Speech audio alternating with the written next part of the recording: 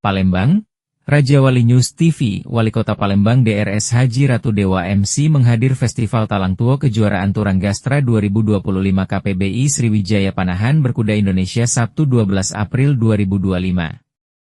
Kegiatan ini dihadiri oleh para atlet berkuda di berbagai daerah di seluruh tingkat nasional. Harapannya Kota Palembang sebagai tuan rumah olahraga berkuda setara tingkat nasional dan internasional, katanya.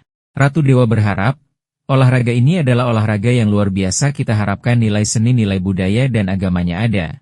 Kita juga berharap pada anak usia dini agar ini adalah suatu pembelajaran pada mereka, pungkasnya. Harto, melaporkan dari Palembang, Sumatera Selatan.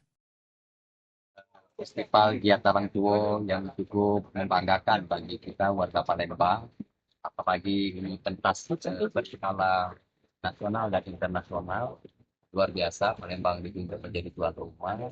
Tetapi harapan saya ini adalah apa ya, olahraga untuk nilai seni, nilai budaya, nilai agamanya semua ada, dan juga jadi pembelajaran buat anak-anak muda kita usia dini. Oh, mari kita galakkan olahraga panah berarti sesuatu yang positif dan membanggakan buat masyarakat.